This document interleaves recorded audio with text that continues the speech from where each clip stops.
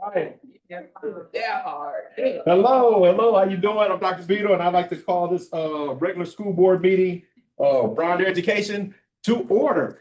I'd like to call this meeting to order at 6:03 p.m. Verification of public notice. The meeting has been publicly noticed. Verification of a quorum. We have all 7 board members in attendance this evening. Approval of the agenda. Would someone like to make a motion to approve the agenda as presented? All right, thank you, Ms. Ashley. Motion is made. Have a second. Thank you, Ms. Bacon. Motion made and seconded. Any discussion? Hearing and seeing none, all in favor, raise hand and/or aye. Any opposed? Hearing and seeing none, motion carries unanimously 7-0. And the reading of our mission statement is through the lens of excellence, equity, and engagement. We are dedicated to empowering every student with the essential skills to build a foundation for lifelong learning. And our vision is to provide a rigorous education that empowers our students to confidently navigate in our ever-changing world. All right, since we do know that this is a regular board meeting, we do have items here, have time for public comments. Now, in public comments, it is a comment that you'd like to be able to make about an agenda item that's on tonight's agenda. Not a question, but a comment. In order to be able to do that, you'll have 3 minutes. State your name and your Brown Deer address. All right. For those that are in the chat, it will be monitored to see if someone would like to be able to make a statement. And if you're here in public, just raise your hand in order to be recognized. Okay. So with that being said, let's go on to our district communications. Our district administrator's report. Dr. Cott. Thank you, Dr. Vito. Good evening, Board of Education and guests. I am Catrice Cotton, proud superintendent with this month's bevy of activities that will make other districts green with envy. Read Across America was held the week of March 2nd through the 6th. The district would like to thank all volunteers who were able to spend some time reading to our elementary students for Read Across America Day. A week filled with fun activities were created that included wearing comfortable clothes for Cozy Up with a Good Book Day. On Hats Off to Reading Day, participants wore their favorite hat. Step into the Stories, the teacher versus student edition included teachers dressing like students and vice versa. And the final day was the book character day. Dress like your favorite character. A special thank you to Ms. Albrecht, Ms. Jones, and Mrs. Gonzalez for the week of activities and to all staff who participated in stressing the importance of reading to our students. Fun Fair was held on Saturday, March 14th, and it was our 50th annual Fun Fair that was held in the BDE Gymnasium. Students and their families were able to participate in games, face painting, food, and more. There were over 75 items up for a raffle, and prizes included a movie projector and screen for outdoor fun, ceramic coffee mugs, an autographed football by the entire 2025 Green Bay Packers team that I did not win, and a 55-inch color TV. The event raised close to $7,000 that will be put to use at the school. And I hate our next name. A visit from the Irish dancers. A huge thank you to the Belgian Academy of Dance for an absolutely incredible performance for our elementary students. Their energy was infectious, their footwork was flawless, and their enthusiasm was felt in every corner of the gym. We are sending a massive thank you to the local chapter of Iota Psi Sigma of Sigma Gamma Rho Sorority Incorporated for their incredible generosity. They stopped by with a mountain of donations for our elementary teachers and classrooms. These supplies do more than just fill desks. They fuel our students' success and show our educators how much they are valued. At the middle school students attended the We Are the Drum production at Milwaukee Marshall High School in celebration of Black History Month. We Are the Drum is an uplifting and highly entertaining show containing highlights of Black history and culture. Our 8th grade algebra class took their learning outside and used the sidewalk as a creative learning tool. Students wrote out algebraic equations and classroom concepts on the sidewalk in a creative and colorful way to solve problems and show what they learned. We have some Forensic State Award winners. First place for informational went to Lucy Hayes and Liliana Alvarez. Second place in poetry went to Serenity Williams, and third place in infomercial to Isabel Reddick. Thank you to our dedicated forensic coaches, Ms. Shawn, Ms. Choka, and Mr. Tierney, who work with our students and celebrate their growth and confidence in public speaking. Students in grades 6 through 8 prepared and performed a solo for a judge. Each performance received a gold, silver, or bronze rating, along with valuable feedback to help students continue growing as musicians. Please join me in congratulating all of our middle school orchestra students for their hard work and courage. Performing solo in front of a judge and an audience takes bravery, and our students rose to the occasion. At the high school, the entire cast of the 25 annual Putnam County Spelling Bee have been nominated for a Jerry Award, and we could not be more proud. The Jerry's is one of Wisconsin High School Musical Award programs, which encourages, recognizes, and honors excellence in high school musical theater. Educators and industry professionals attend productions at nearly 115 high schools in 30 counties around the state, providing valuable feedback. The program elevates the importance of musical theater within the high school. Special shout out to our entire cast on your nomination and to Mr. Dahl and Ms. Kinder for your outstanding commitment and contributions that allow our students to shine. The information is pouring in regarding the next step in the journey for our seniors. Please see the wall space entitled College Acceptance in the four corners for more details regarding students and colleges or college they have been accepted to. On Monday, March 16th, our National Honor Society chapter went to Feeding America to sort donated food. Shout out to our 17 students who participated and Mr. Taylor, their advisor. Wrestling success. This evening, I would like to introduce to you your 2026 Division I state qualifying sectional champion wrestling team. We have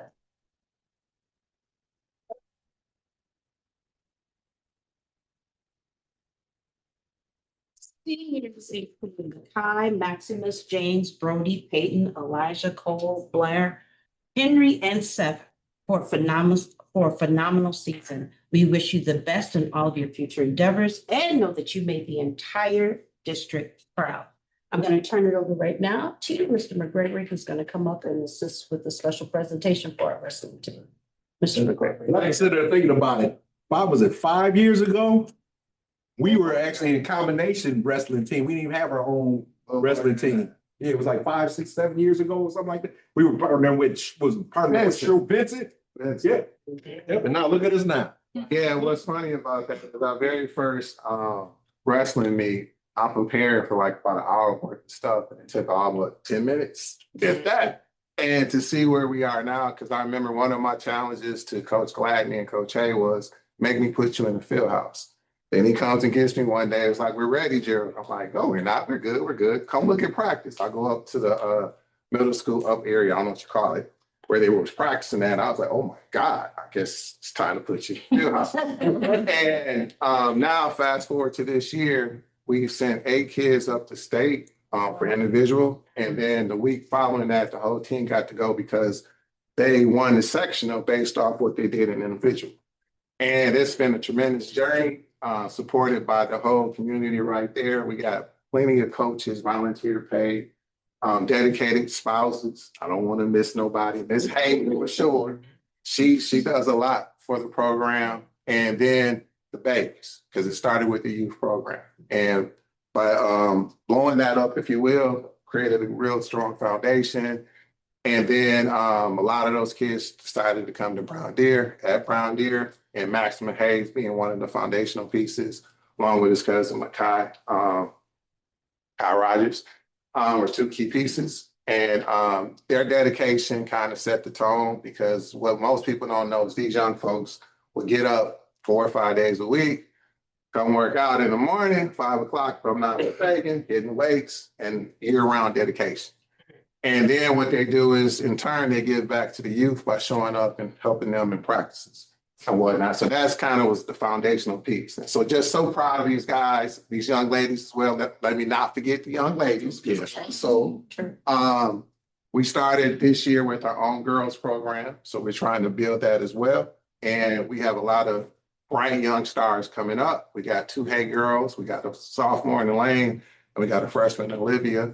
And then the younger sister, a couple years away by her, she's really good. Hopefully she'll be coming up. And here we are. And so at this time, I would like to call up Coach Hay to help assist and hand out the medals along with Dr. Beadle for a well-deserved honor for our wrestlers. All right.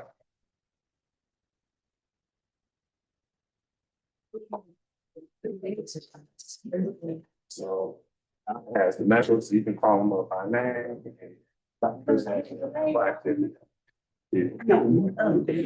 Like I've heard so many. There you go.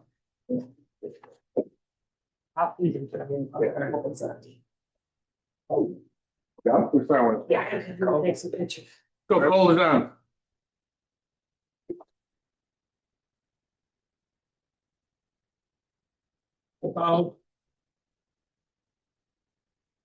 Yeah, stay up here. James Ross. This is just go.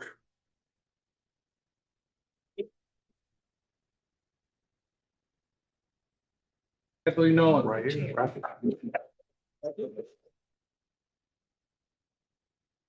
Norrington.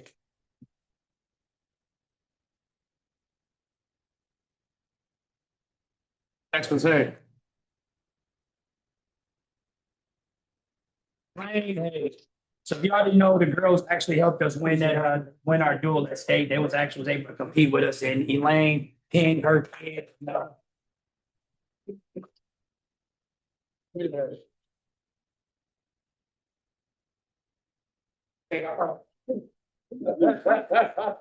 Some of the other wrestlers not here right now. Some of the other wrestlers are not here right now, but we would definitely give their medals to them when we see them.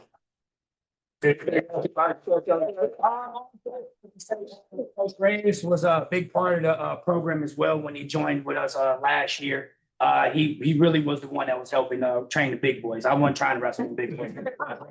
All day. And then also Coach Tackett, he was one of our youth coaches, and he also stepped up for the middle school, and he came in and he was helping at the high school level. But also I want to just say congratulations to my youth kids. We have 8 state qualifiers that's going to be taken on. Oh, yeah. Friday. We have about 40 kids in the program right now, and that's not including the kids that we have at Brown Deer. So can y'all please stand up? And they are all my nephews, nieces. Right? And we also have a lot of kids that actually travel from Sussex, Hamilton, Port Washington. They also travel all over Wisconsin just to come train with us because we are a freaking legit program. And if I just want to say, I'd say again, thank you guys again. I appreciate all the support that you guys give us, and my wife as well. Stand up and come over here, May. Yeah. Come on, May. Hey, you folks said that was first. Coach Bond couldn't be here. He helps from Mesmer, and then Coach Gladney took Yes. a long needed vacation down to visit his spot. So we in the building, we in the making right now. So as long as we continue to get y'all support, I'm telling you right now, we're gonna make y'all proud. Oh, yeah. Thank you. All right. Yeah. You guys want to come like this? Somebody to take this picture? Yeah. Picture in front of that flag. Yes. Yep, yep. It's coming. Just come in, come in, come in, come in, come in, come in. Y'all so tall. No, I really. Better shots than I do. Which camera? Okay, I get you. Over there? Oh, you just waiting? One more. Can we move Dr. Cott's chair? Oh, yeah. Move my chair.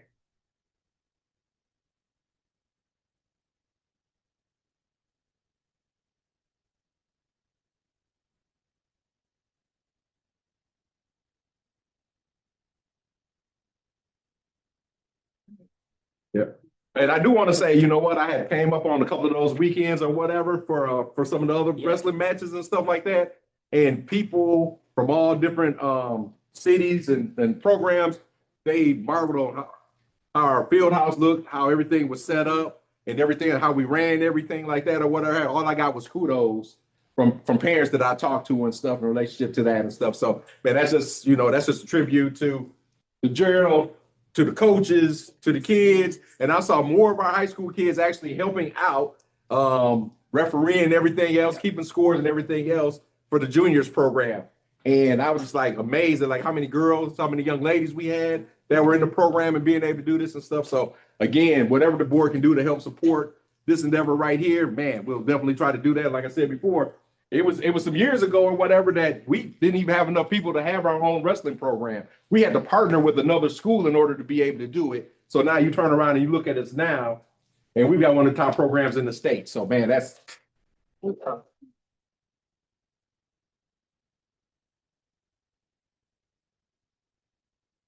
Congrats, you all. man, they look fresh.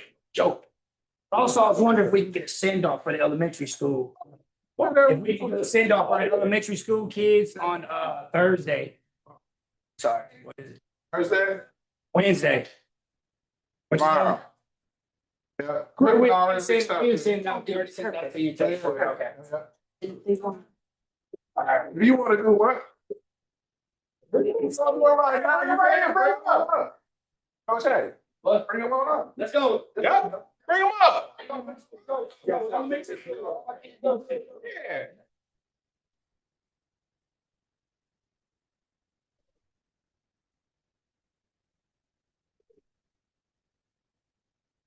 Hey man, hold on, my man right here. I think I can take you, dude. Come on, ready? So right now, we have two state champs, current state champs. We have Nora Hay and we have Jackson Moore right now. They going. We also have Heidi, she's going for her third state title right now.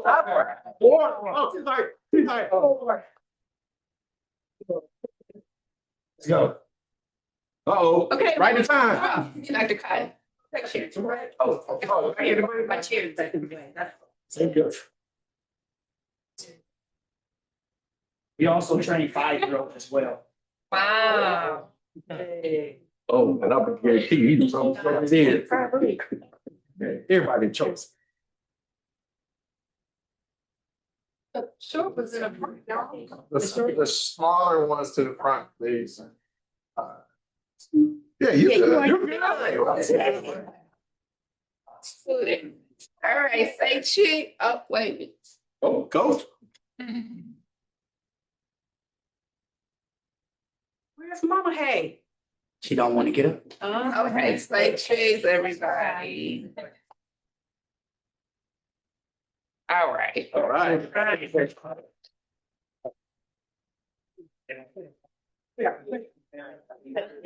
hey, if y'all want to stay, you Don't can. hurt. Don't hurt. I told her I think this dude can take me, man. Everything. Don't hurt. Oh, my bad. Hey, I had a hard time getting back up. Bring out the phone. Take that.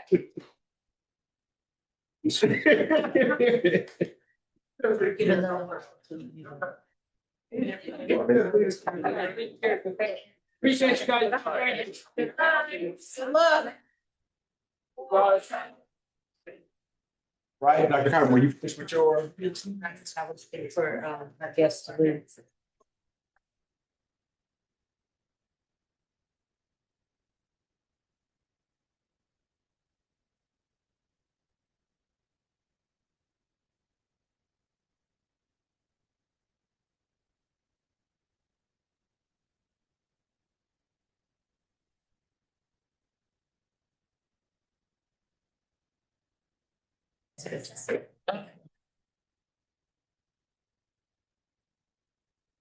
Just a little bit. All right. I would also like to thank our boys basketball team for a great season of hoops. Oh, yeah. Yes. We made the playoffs, but we're stopped short in the sectional game against Kettle Moraine. Thank you to all of our seniors, Jaden, Cody, Michael, Marcus, London, Justin, Jaden, Jordan, and Terrence for leaving it all on the court. We also wish you good luck as you pursue your dreams beyond our Brown Deer walls. The District of Brown Deer is rooting for you for your continued success. Thank you to Coach Longley for a wonderful first season. We look forward to what the future holds. JA Titan Business Challenge is an immersive simulation-based competition where high school students act as CEOs of a virtual cell phone company.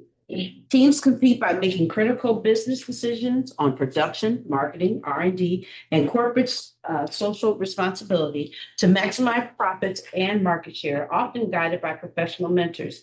A special congratulations go out to Hannon, Marquise, and Malik, who earned an impressive second place finish. Along with their achievement, they each received $500 scholarship Oh, all right. and will be advancing to the state competition. If they succeed at state, they will move on to the national competition, which includes an all-expense-paid trip to Boston, Massachusetts. Thank you to Ms. Capefield for taking 21 students on this trip. Huge shout out to the League of Women Voters for stopping by to help our eligible students register to vote. Building a strong community starts with showing up, and we are so grateful for their dedication to fostering civic engagement in our halls. Thank you for empowering the next generation of leaders. The Brown Deer Food Pantry is still going strong. To date, there have been over 199 families that have participated, with close to 90 bags of food provided to families in need. Families are able to visit the pantry's current location at the concession stand closest to our football field through March 31st. Beginning April 1st, the food pantry will have a permanent home at the community center located at 4355 West Bradley Road. This information will be placed on Parent Square and the weekly tracker for families. I would like to thank our Booster Club for their commitment, passion, and help to make sure no student or family would go without food. Your partnership with this effort is greatly appreciated. The school district of Brown Deer extends its sincere thanks to the Brown Deer Juniors Women Club for their continued partnership. Due to a scheduling conflict, they are unable to present their information in person this evening, but shared information that shows their continued support of our students and the district as a whole. We are grateful for their recent donation of 400 dental hygiene kits to the district nursing department, including 400 toothbrushes and toothpaste kits. Additionally, the organization provided new binders for our high school choir, ensuring a professional and uniformed appearance during public performances.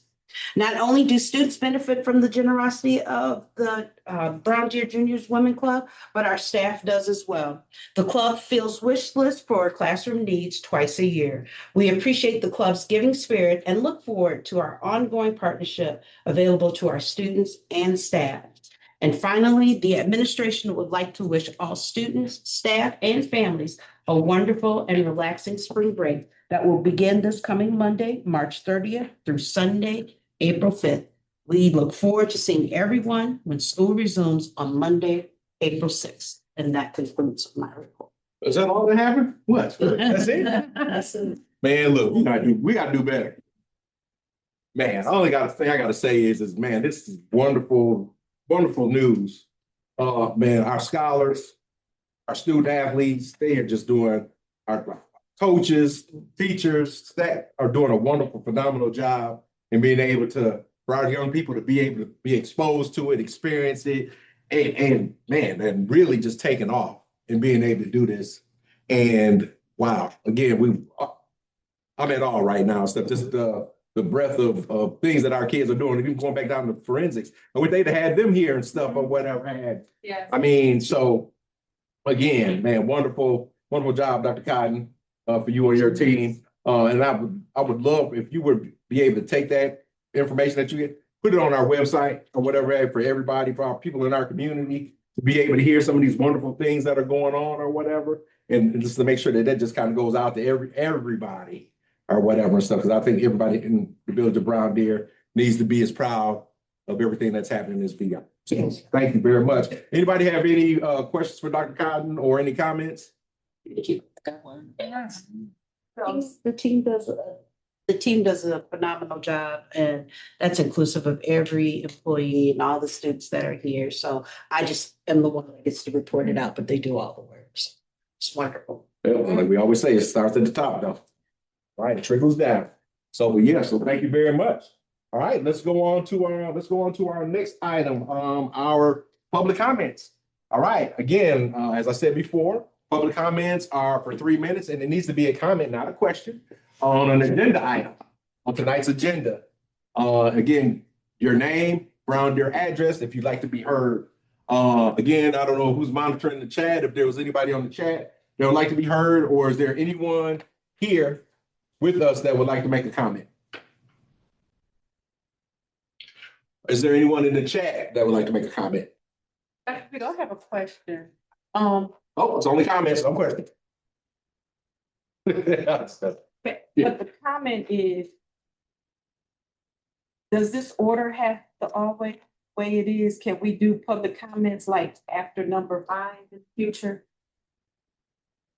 You know, to tell them that they can make comments, but only on what has been talked about. Well, no, it's only any agenda I mean, item. agenda They get items. this ahead of time. I know, but they may not have a question until they hear. I mean, Yeah, they may not have. I'm already up to here. Okay, so, you know, I'm trying to finish. Okay, so, but I was just wondering for future, if it just makes sense to me to have public comments after we have discussion about the things that are on the paper, that are on the agenda, and then they may have some comments. Whereas beforehand, to have comments and we haven't discussed anything, it just seems. I guess okay, you know, I understand where you're coming from, but I think that most people would not want to sit here and go through all the way to number 7 and then turn around and make a public comment, not knowing how long our board meeting may last. We could go for 9:00. Yeah, and then, you know what, if I'm a person that's like that, I would like to make comments. But again, yeah, most definitely. You know, even after the items, you know, after the first 5, I wouldn't think that they would want to talk about anything after, you know, the 5th item, the item for discussion, consideration, and possible board actions. The Neola stuff, I think that would be different, as well as the board reports, the planning cap, those things. But maybe making 3, 4, 4, 5, you know, those 3, changing that. Just changing 3 to 5 and 5 to 4 and 4 to 3. Just the comment. Okay, you just changed up the baseball order. Yeah. Okay, all right,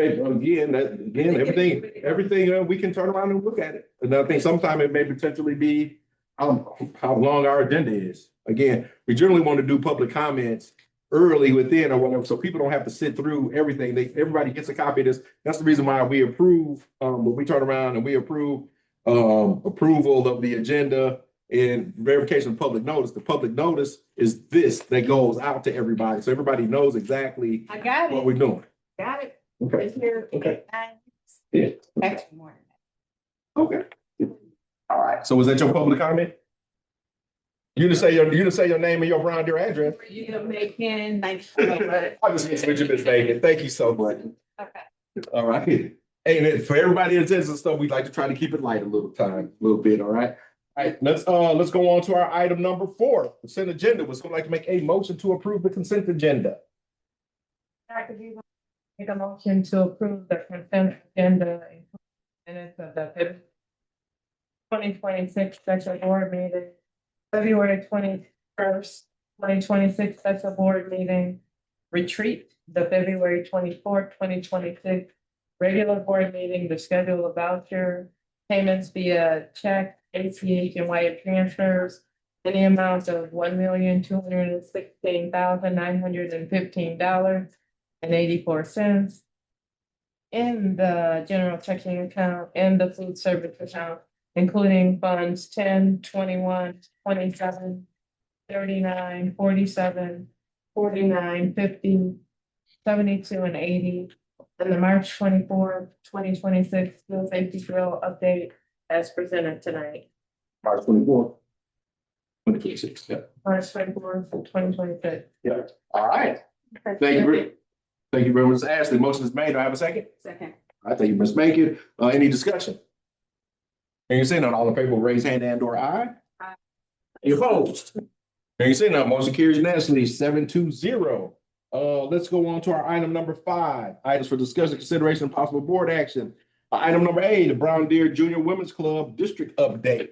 That's what I did. I know, As a part of my thing, I'll just say, I provided their update during my district administrator's report. And again, I would like to thank 2 members, Ms. Diane Johnson and Ms. Kathy Stressman, as well as the entire club for their support of our students and our staff.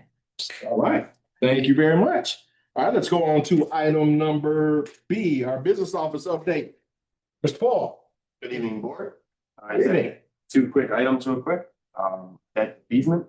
In fall, the board approved increasing the Fund 39 referendum debt levy roughly $1.3 million, the intention of repaying long-term debt. Baird will be presenting at our April 14th meeting, outlining the process, providing projected savings. The board will be asked to approve the defeasance during our April 28th board meeting. And then second, we have our treasurer's report that was posted into board docs. If anyone has any questions, feel free to let me know. Otherwise, we are tracking, total expenses right now are 45, almost 46% spent, compared to last year, which was 46.5%. All right.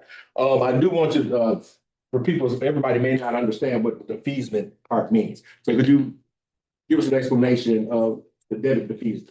All right, so we are defeasing debt, so we levied more debt than what we typically had to pay this school year. We do that so that we can pay it off sooner, which avoids interest costs in the future. So the 1.3 million, we potentially will be approving to go towards long-term debt. And if we pay down our long-term debt, means it saves our taxpayers money in the long term. Okay. Anybody questions? No? All right. All right, and you will be bringing this to us in our April meetings. Yes, sir. Okay, and is the 1.3 million, is it solid? Is that, we definitely know that that's what that number is? Okay. All right, thank you very much. All right, could you, now let's go on to your, for your business update, you had that one and there was one. Treasurer's report. Sure. The treasury report was posted to board docs. Like I had said, we are about 46% of our expenses spent so far. Tracking from last year where it was 46%. Okay, any line items that are in here, you know, because we're always able to look at the year to date, kind of where we're at, and it's supposed to be broken down by the line items and stuff, and so we know that there's variances within line items. Are there any line items in here that are tracking way higher than what they're supposed to be at this time of the year? Not to my knowledge, I have looked, there are a couple that you can see are over 100%. Those are ones that we are working on reclassing into the correct account. Other than that, everything seems to be tracking as expected. You know, if we can. All right, then, because we do got a couple that are 100, but again, those are things that are for the whole entire year and stuff, so they're already done. Okay, all right. Any other questions, Treasurer? You got any questions? Relationship to this? No? No. Okay, all right. Okay. Board members, questions for Quinn in relationship to it? No? All right, thank you, sir. All right, let's go on to our next item. The discussion and approval of the MS and the HS athletic fees change. Mr. McGregory? Yes. Thank you, board.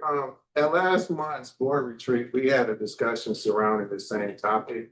Now I want to bring it before the board to make it official going into next school year, where we make an adjustment to a flat fee type model, where at the high school, we will be charging $65 for athletic sport.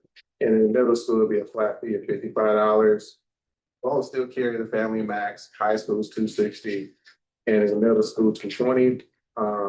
League fees are not affected. So for example, like bowling, WYPL, NPS rec, we're not waiving whatever those costs are, because those are different. And I gave everybody the rationale back into a board retreat. I'm sure you got this executive summary. So basically just need the board to approve what's being proposed in terms of $65 fee at the high school, $55 fee at the middle school. Before we go into the motion, board members, I actually want to be asked you, do you have any questions prior to us even going into the motion? I think, does everybody remember the conversation that we had and the rationale behind it?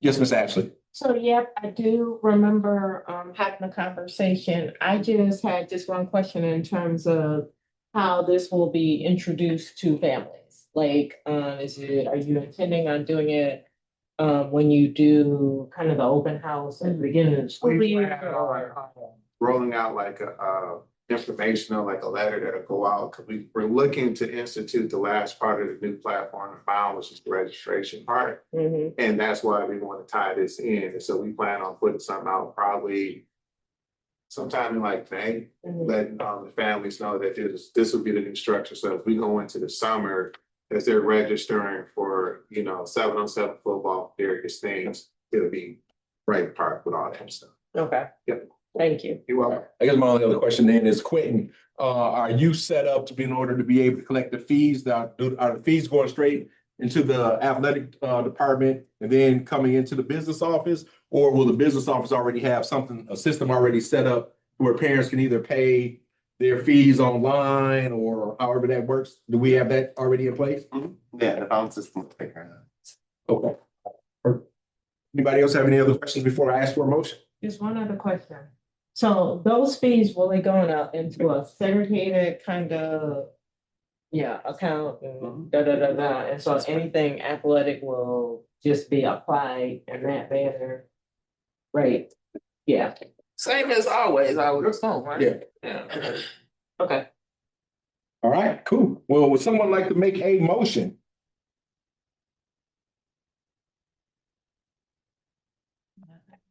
Yes. Are you putting off the glasses? I was just ready to read it. I would like to make a motion to approve and adopt a standardized flat fee schedule for all middle and high school athletics effective for the 26-27 academic year. The fee structure shall be established at $65 per sport for high school student athletes, subject to a $260 family maximum, and $55 per sport for middle school student athletes, subject to a $220 family maximum.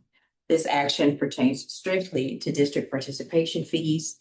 Any applicable league fees shall remain independent of this structure and are not subject to the aforementioned caps or flat rate pricing. All right, thank you very much, Ms. Welch. The motion has been made. Do we have a second? All right, Ms. Hallmark, motion made and second. Any other discussion? Just a quick reminder, what was it before? Excuse me. It was $55 plus $25 transportation for the first sport. And then if you were free, something else, depending on how that went. Making sure that the current platform that we're using can't really use it because it can't figure all that out. Yeah, okay. All right, any other questions? Hearing and seeing none, all in favor, raise hand and or aye. Any opposed? Hearing and seeing none, motion carries unanimously 7-0. Mr. Gregory, you have your standardized flat fee schedule. All right, let's go on to our next item, approval of new hires. Ms. Jackson? Good evening, members of the board. Tonight, I do not have to report. All right. Do we have any resignations? Do have one resignation to report, and that resignation comes from Deborah Gerner, the elementary school, second grade teacher. Resignation was submitted on March 9th, 2026. Last day of employment will be June 11th of 2026.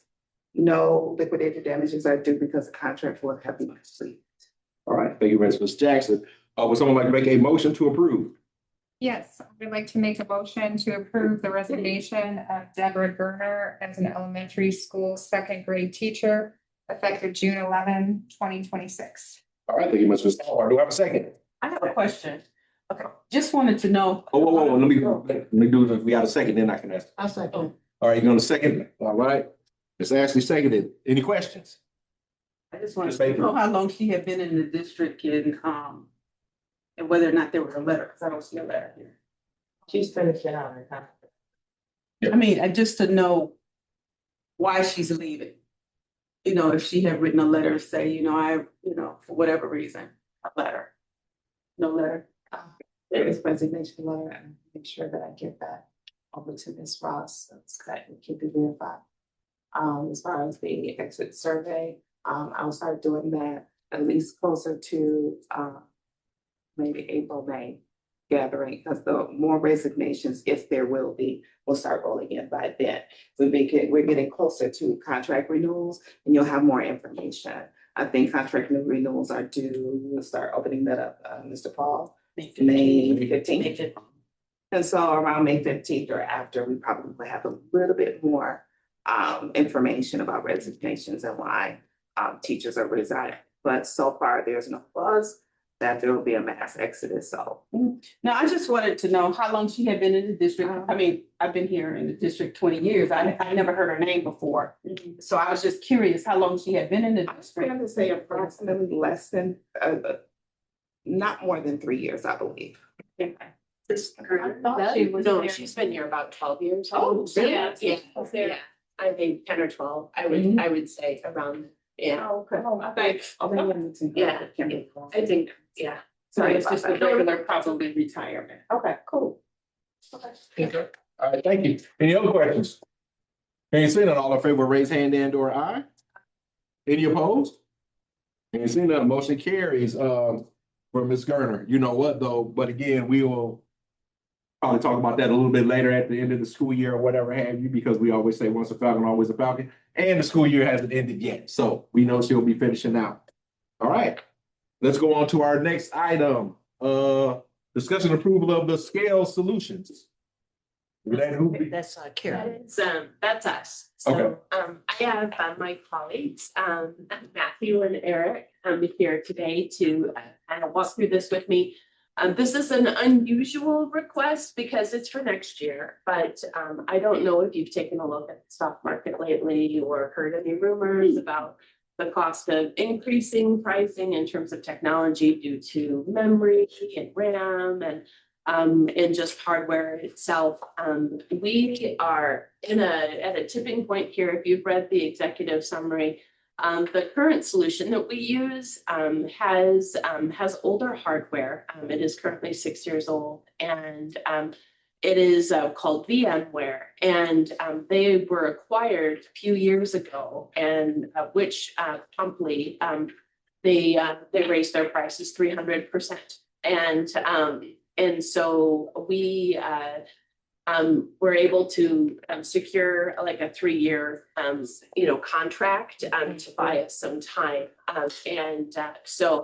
But now we are coming up as of April of 2027 on a situation where we are not going to be able to probably afford to renew VMware. We are not in a unique situation. If you talk to any of the tech directors, we were just at Brainstorm 2 weeks ago, and the number of sessions talking about people like, what were they going to do? How are they going to fund this? And in Brown Deer, we like to think that we are a little scrappy in terms of our funding. We're trying to do things properly. My mantra is slow, purposeful, thoughtful implementation, but I also hate doing things twice. And so we think we have found a solution that is it going to be perfect? I don't know. And but it's affordable. And if you looked at the second quote there, the scale quote is $39,906.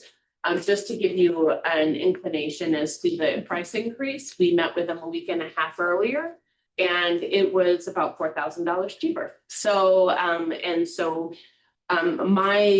was given this quote. It is good through tomorrow. So if you approve this, I'm going to Oh, ask. stop. Yes. Tomorrow? The quote is good through tomorrow. And I'll explain why. Because what they have is they have some hardware in stock, which they can secure this pricing for. We will not be billed for it until next year, but we're just guaranteeing that we will purchase it. We're signing an agreement. So it's not a fun barrel to be over because the other two solutions is around about $96,000 and the other one $110,000. My team does feel confident that that this is maybe the solution for now until maybe hardware and the cost of memory and stuff comes down. Right now, because of the AI boom, everything is being sucked up and gobbled up and the prices are exponential. So, that is, so yes, so we would pay for it next year. We're just getting permission to pay for it next year, this year, so that we can sign on that dotted line and commit that quote. So, and then give us some thoughtful time to implement it and make sure that we're ready to go in April. What happens in April, and the guys could tell you this, is that VMware is going to turn the key off and then we're done. Like we have no longer access to it. So they ain't playing. And so we just want to make sure that we're set and ready to go. So, and then if you have any technical questions or other things, my team is here. I understand somewhat surface level enough to speak to you, but yeah. Yes, ma'am. So you said that it's equipment that they have on hand. So how old is it?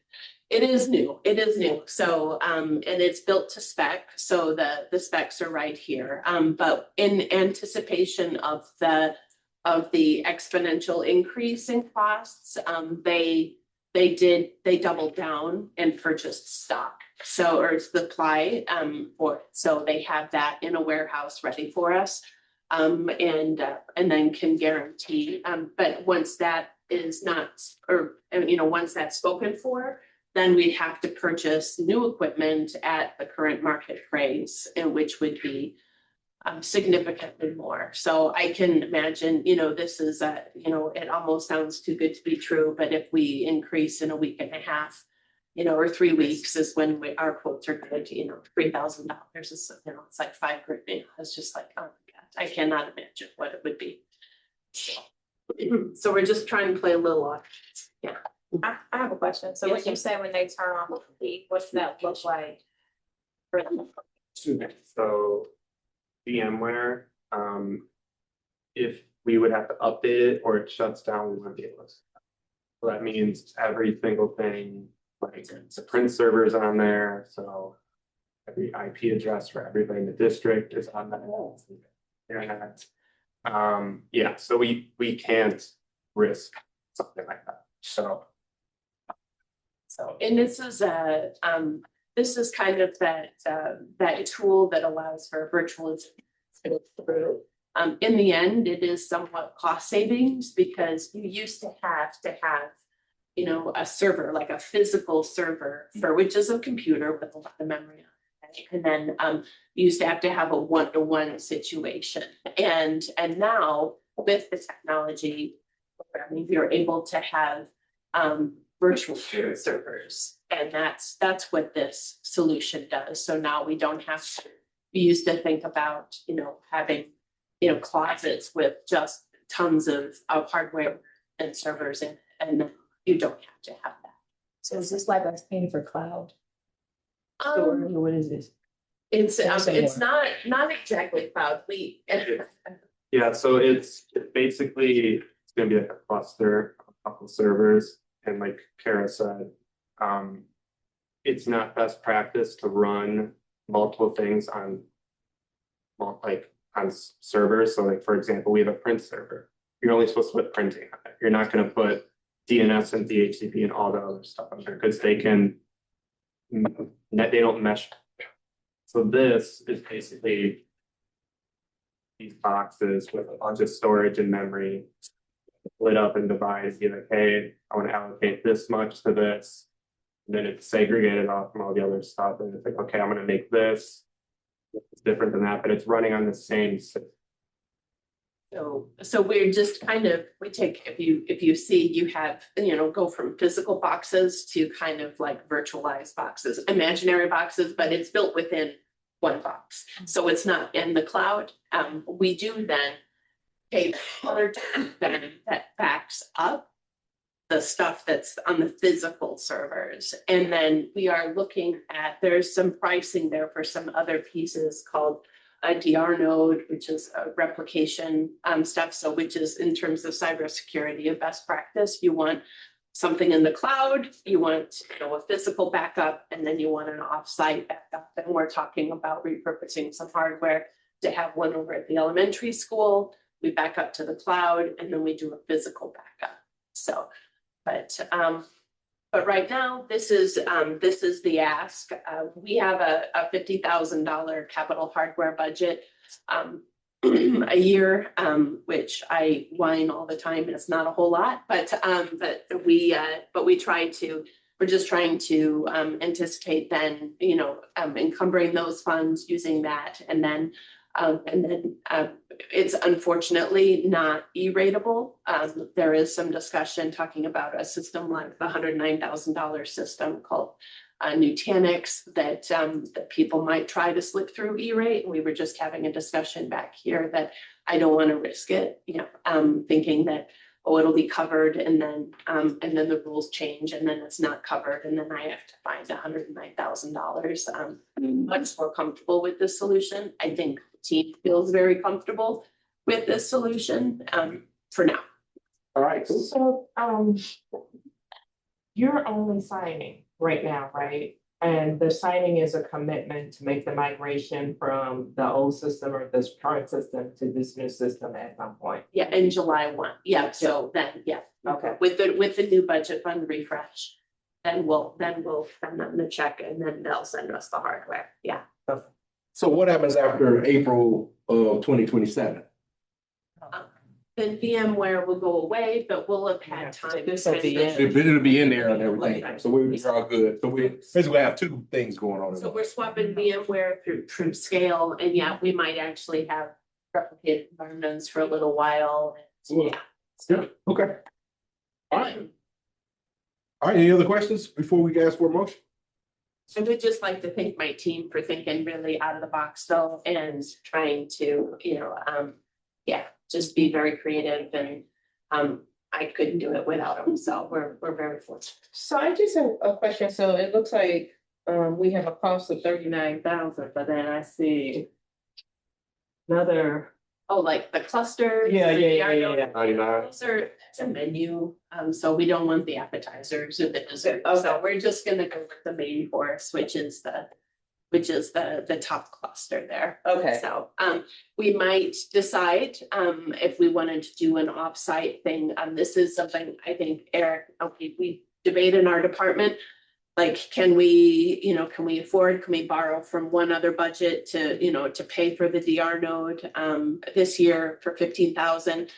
We also have, our Meraki licenses are up, so, just really trying to balance out all of those pieces, and maybe we see how money is next year, but one of the things we talked about is maybe following up the following year with the DR node, so to do that. The renewal prices on this as well is not bad, so this is what you were seeing there. Felita was the $10,000 renewal, so that'll get us through, after that 5 years. So this is a one-time buy, it's committed, it's done. And then after that, what does it look like? The hardware, we can renew the support for a couple of, we can't renew the support on the hardware, but we can renew the software. So, which is a pretty good deal. So. Well, okay, I guess Ms. Robinson and then, Follow up to your statement you just made about maybe doing DR node next year. What might the price of that be by then? Well, it would be for the 27-28 school year. And the hope is that everybody stops feeding the AI panic, and then maybe things will come down. We don't have that luxury at this point to say like, we're gonna gamble it and wait until March of 27 to see what happens. So we may not need it. We might be, have some other solution that we come to, but I think our hope is, and then I believe that the market's expectation is that it's a pendulum, right? So it's gonna swing back in one direction. Yeah. Ms. Mason? Okay, my question is, so the DR node is a cybersecurity program? It's a backup, right? It'd be like, right now we have what's called DR node for VMware. And it stands for disaster recovery, right? So it's like, we run our main hardware at the high school in the fire room downstairs. And at the elementary, we have what's called a DR node. So every night, the main stuff from the high school will replicate over to the elementary. So it's kind of like like an insurance, where it's like, hey, something really bad happens, and it has to be kind of really bad, like a fire or something, somehow that stuff gets destroyed. We have another place that we can start running from right away. Okay, And backup system. yeah, it's a backup system, and it's like a little more of a immediate backup system, because regular backups you'd have to take down and like restore and work with. Yeah. These are kind of ready to go. It's kind of a hot site or whatever you want to say for it. Yeah. And And we that, never had to use it so far. no, That's why we're kind of right, debating, like, yeah, do we need but we think that we can quickly? we can maybe do something internally that will allow us to meet that compliance piece this next year when we renew our cybersecurity insurance and fill out these awful surveys. That is one of the things that ask us if it's the rule of three, so if you've got one, you do a physical backup, you've got an offsite backup, which would be at a different location, and then we back up to the cloud, which we use. So So we're secure with that in 2027. yeah, through 2027, we're good. Yeah, April of 27, which also buys us a little time to figure out what we're gonna use. Yeah, thank you. So, Thank you. All right, any other questions? All right, would someone like to make a motion? Perfect scale HE 250 cluster solution in the amount of $39,906 with funds allocated in the 2026-27 school year. Thank you, Ms. Sperry. The motion made. Do I have a second? Bacon. All right, thank you so much, Ms. Spanky. Motion made and second. Any further discussion? Hearing seen none, all in favor, raise hand and/or aye. Any opposed? Hearing seen none, motion carries unanimously 7-0. Ms. Turner, you and your team, you guys are always up on it when it comes to this or whatever have you. So keep us safe, keep us secure, and keep all of our information. we tried. And then I'm also the next one. So Yeah, I know. Here we go. We say it. Hey, you be on the roll asking for your money. I know, I do, man, it's like, we have, budgetarily, I had a conversation with Quentin that we underspent our capital budget this year. We did put money in other budget lines, we didn't spend money, obviously. But, that we've been trying to purchase new lines, AV hardware at the elementary school, because it is in the most need over there. We've successfully purchased for K and K new lines 3 years ago. Last year, we bought 15 to round out first, second, and third grade new lines, and then which leaves 2 grade levels left. To say that those teachers are salty is an understatement. So one of the things that what we would like to do is to go ahead and use the funds that we have left. And when I say like we'll cobble some from here and here and here, it's no lie. So we'll do it so that we can finish it.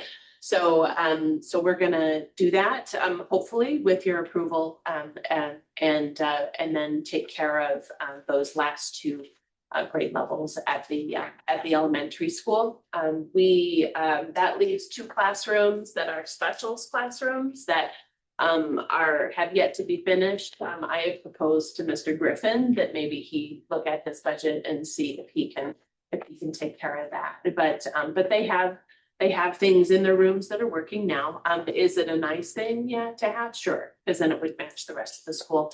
So yes, so that is where we stand. Ms. Turner, so you gave us a quote for 10, but then I also see another one for 12. Yeah. So why, what, yeah. Mr. Griffin didn't get back to me whether or not he'd pony up his money. So I said he needed to have a discussion, and I don't think he was able to have that discussion yet. So we'll just, so you're gonna. Could we just do the approval of 12, and if he does come out of money out of his budget, then he can just go ahead and put it back into whichever line item you guys are gonna do. But wouldn't it be more advantageous if we got this good pricing for it, get the 12, be done with it, and rather than do the 10, and then all of a sudden we turn around in a month or 2 or whatever, and then decide we need the other 2, and the price has gone up or whatever have you. So I believe that it's a Mr. Paul. Question. For the 12th. If I'm not aware of Mr. budget situation or budget situation. So those other two monitors we're talking about are going into special classes? It would go into an art room, the art room. Specials, right? Yeah, and then music. Okay, so I would just say, again, this is just my recommendation and the board can say whatever. If we're gonna do it, let's just go ahead and do it. You know what I mean? I wouldn't want to be the art teacher or the music teacher and everybody else has it and I don't have it. And I would believe that my students deserve the same type of equipment and everything else that everybody else is having. Especially if you think about our kids in our music and our art programs doing phenomenal things. I'd rather just go ahead and just, again, it's just me. And if we've got the money, just go ahead and do it. Now, again, Mr. Griffin has the money for those other two within his budget. Then what he does is he turns around and he sends it back. But otherwise, I'd rather just go ahead and make the approval to go ahead and do for the quote for 12 and be able to lock this pricing in. Questions from any other board members in relation to this? So you talked about earlier having a capital budget of 50,000. So are these those prices all over the 50 or within the 50? So I have, we underspent in some hardware this year, so but we also have some other account lines that we've underspent, so I would just be kind of cobbling some of that together. So I have like 25 in my existing budget for capital, and then we might look at some overage budgeting, for terms of copiers, or it could be I do have some funds in my AP budget, AP hardware budget, which includes, so we kind of cobbled that together, but I didn't have the 6,000 extra, for the other two. So that would be a stretch.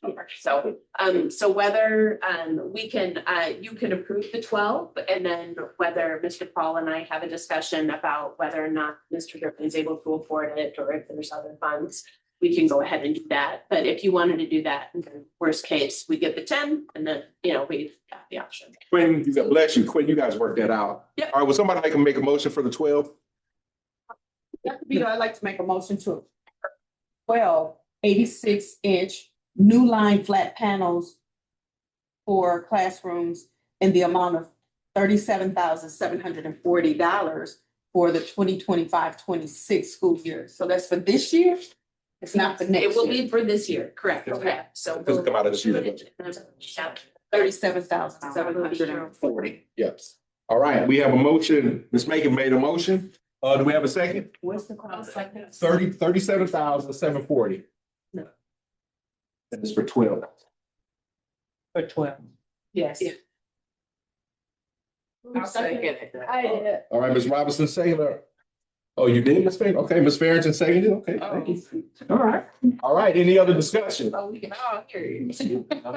Any further discussion? All right, all in favor, raise hand and/or aye. Any opposed? Yeah. Huh? She was talking about something. Oh. All right, there's no opposed. All right, motion carries unanimously 7-0. So, Ms. Turner, you and Mr. Paul, you guys work that out, and then you have a very strenuous conversation with Mr. Griffin. I will. Yeah. Nobody wants to be on this meeting. Susan and I, just as a sidebar, we're having a conversation. So her husband is Steve Gerner, and he is actually a professor over at Concordia currently. He was here for like 7 years. Deb came here, he left. Yes. Which is 5 years. Yes. So she's been here 5 years. He was here 7 years. So there's one I get my 12 there. So, but yeah, so it's all good. But she's been here for 5. So a staple in the 2nd grade. They're going to be really sorry. Okay. Yeah. Thank you. But you're welcome. Yeah. Thanks, Trina. All right, thank you very much. All right, let's go on to our next item, facilities and ground and safety update. Yeah, before we proceed. This evening, I would like to introduce to you Mr. Ken McIntyre, who is serving as our interim director of facilities and grounds. As mentioned to you previously, Mr. McIntyre has worked in Brown Deer for over a year and currently serves as our HVAC manager in the district. Previously, Mr. McIntyre worked for 24 years in Milwaukee Public Schools in the Department of Facilities and Maintenance as a building operations supervisor for over 40 schools. His experience in supervision, electrical, mechanical, groundskeeping, election setup, pool maintenance, and snow removal. He has hit the ground running and is prepared to share information with you related to the facilities and ground of the district. Mr. McIntyre. Welcome. So. I hope y'all can hear me. You should have sat up here, right? Right there next to Mr. Ball. Having me, thank Dr. Cotton for the introduction. I do come from Mark Public Schools as one of the former building operations supervisors. I worked in all 4 regions at one point. Me with every school Milwaukee Public School has. Okay, so that's part of my background. As far as Brown Deer is concerned, I'm currently holding the position of HVAC manager, so I'm still maintaining that job as well as filling in for our person, Mr. Russ, in the facilities leadership role. What I'm looking at right now is just organizing our department, getting everybody on the same page. We have a couple of shortages. We just filled one for the grounds position. We do have a temp that's doing very, very well, assisting in the ground and does the training. I've been working with them, showing them things as far as the ground maintenance is concerned. We do want to focus on the upcoming spring sports activities that are upcoming. We had an indoor track meet last week. We got one tomorrow. We'll be focusing on the grounds, tennis courts been set up. We do have to put up wind screens. So I'm trying to get positioned and people in place so we can continue to flow without any interruptions.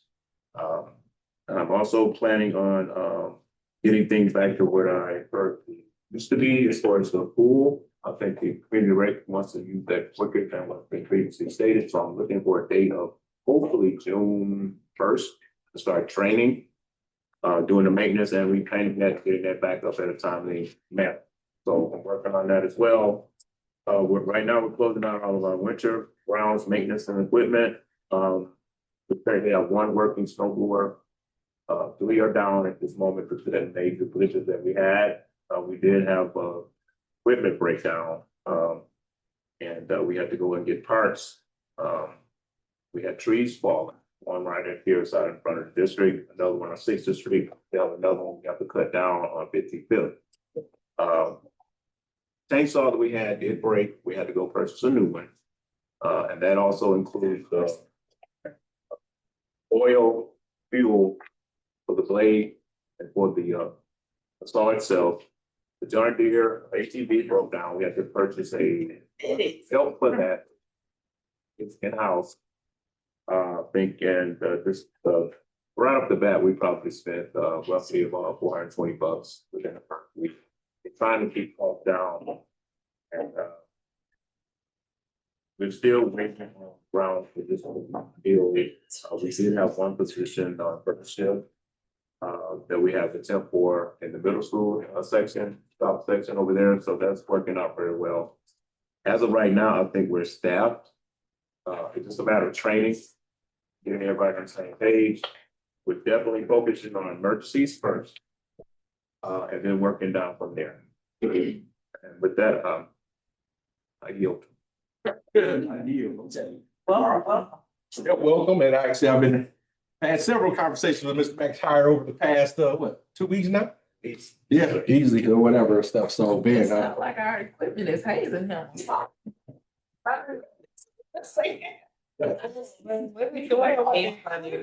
yeah. So wow, it's great. But yeah, I've had again several conversations with Mr. McIntyre. He's here weekends and everything else like that or whatever, and is doing a real good job trying to figure out kind of where we're at with some of our equipment and our facility needs and everything like that. In this interim, during this interim time and everything and stuff. So yeah, keep up the good work, sir. All right, questions for Mr. McIntyre outside of the equipment hazing. All right. All right, thank you, sir. All right, let's go on to our next item, our hygienic maintenance management presentation. Nurse Crawbridge. Thank you for having me. My name is Sarah Crowbridge. I am your district nurse. This has been my second full year. Second time I'm presenting this information to you. I'm kind of doing it a little different this year. This is my time where I get to toot my own horn because everything I do seems to be in the background that nobody gets to kind of see or appreciate other than myself. So we're going to talk about all the great things that have been going on here at Brown Bear. My clicker works. It should, if it's true enough. Okay, nurses are not good with IT, so we're just gonna do this here, so. establish. Okay, set up. No, you're good. No, sometimes just supposed to slide there, so. All good when the IT person can't do it either. Then Here, I think it's I'm sure if the angle is. that's okay. You can just go. Checking batteries? For me, it's fine. It did work earlier, didn't it, Sarah? It did. It's okay. Yeah, so, that's all right. I will go for you. Thank you. Yeah, so. Oh, I think I will. There we go. So, talk about the things that I've been doing this year currently. Vision screening, I screened 302 students. I did K-5, second and fourth grade. Hearing screening, I did 290 student screenings. That was first grade, third grade, and fifth grade. I ensure that every child does get screened. So even when there's absences, I follow up and make sure I get everybody. I help families if the kids fail, I ensure that the families do get follow-up care and make sure that the kids are seen and they get whatever resources they need. I did dental clinic this year. Dental clinic this year expanded. I did a clinic at the elementary school and I did a clinic in the high school. I was able to serve 180 students. I am hoping that every year that families see the good things that I'm doing in the dental clinics, that it'll just keep growing and growing. I will say that oral care in our school is a problem. I do see a lot of students with massive amounts of decay. All of these students that get flagged from the clinics, I personally do all the case management myself and find dentists for every single one of the students to ensure that all of your kids are getting seen by dentists. And even if that means I have to find dentists who will do sedation, I know the student isn't going to do well. I do ensure that every single one of these kids gets seen. Now that I learned that I got some dental kits from the Junior Women's League, I will be doing dental classes at the elementary school. So I will take that and I will do PowerPoints. I did hand washing last year for every single one of the classrooms with the kids with experiments. This year, I'll just work on getting some dental ones done for the kids. They still take those little red pills. I don't know if they gave them. They do still have them. They do still have them because my kids have done them. So they do still have them, but I don't know what they all gave me. So I want to say, I hope it is because I want to show them what they're doing. It's not right. I wanted to talk about the health of our district. So what I implemented last year is it was really hard for me to know if the data that I had in Skyward was actually correct. So every time a student registers for the beginning of the year, the families are required to fill out a health form, which basically asks, do you have asthma? Do you need to have medication in school? Do you have allergies? What are their allergies? Do you have seizures? Do you have sickle cell? And do you have any other health concerns? And then I follow up with all those families, all the paperwork out and try to get everything I need to get the school year set up. Currently at the elementary school, we have 88 asthmatics. We have 87 in the middle high school. We have 58 seasonal allergies, 17 at the middle high school. 34 food allergies at the elementary school, 42 at the high school, ADHD, 23 at the elementary, 22 at the middle high school, seizures, 8 at each of the schools, and cardiovascular issues, 7 at the elementary and 3 at the high school. I do not ask for physician verification of diagnoses because my concern is parents aren't going to be able to get that, or it's just going to be another step. So I basically take what the parents are going to give me and I just go from there. I try not to put more work on our parents than what I have to. And then I also I make sure that our food service people, it is all in the computer logged in and then, so when a kid scans their card, it pops up red. They all know what allergies they have to try to make sure I keep the cafeteria safe as well.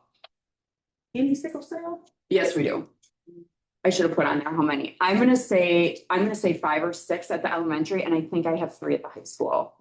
And for every one of these kids, like my sickle cell kids, I write specific plans for all of these kids if there's an emergency. Every staff member knows exactly what to do. I put everything in layman's terms. If you see this, this is what you do. If you see this, this is what you do. All the staff are trained who have those kids. I do that in the beginning of the school year. I train everyone on what they need. On top of the fact they have health aides that are trained, on top of the fact if an emergency really happens, it's really me who's coming to it. I wear my walkie-talkie all day. I got my cell phone on all day. I literally am usually there within 60 seconds if something really happens. Okay, so are you getting releases of information from parents to be able to coordinate with their own providers in the community if they in fact have them? Wait, what was that? Are you getting releases of information? Yeah, I do get, it depends. I have a really good working relationship with most of my children's hospital nurses and doctors. So if it is, let's say your child has a heart disease, usually before I even asking for information, Children's is faxing me orders for the school. So most of the time, my diabetic kids, I'm getting information before those kids even set foot in this school. So most of this I'm getting way before I would even have to talk to parents about it. If I need to get a release of information, let's say there's an IEP 504, I want to know more information about this kid, I'm getting a release, I'm faxing it over to Children's, and I'm getting more records. Usually if it's something minor, like I was just asking a question to the sickle cell clinic, I can call the clinic and nurse to nurse, provider to provider, they will talk to me about what I need to know for school. I'm not asking other questions like about other health concerns. I don't worry about that. I only worry about like my little specific window that I need to keep the kids safe. So I do get a release if I need it. So part of my reasoning for asking that, so refresh my memory about when we do enrollment at the beginning of the year. Yep. Is that a document that's included for parents to have to sign off? Not a consent. The document that I have, it's a yes or no question. Does your child have asthma? Yes or no. Yeah. Does your child need medicine? Yes or no. And I go through a list of the pertinent things to me. Right. And I leave them a space to type out. If they want to type something else, they can. If the parent doesn't divulge it to me and I find out, like the teacher, I just had someone say, well, did you know this kid has cardiovascular disease? The nurse is always the last one to know. I'll call the parents and say, hey, a teacher let me know this. I'm just wondering if this is something I can help you with. 99% of the time when I call and say to a family, I found out this information, how can I help you? They're relieved to have a nurse in the school who's gonna write a plan that's gonna make their kids' life easier in the school setting. Right. So the other part of me asking that again is like, if that is something that would make it easier for you, and I appreciate the fact that Yeah. you're not getting communication in advance.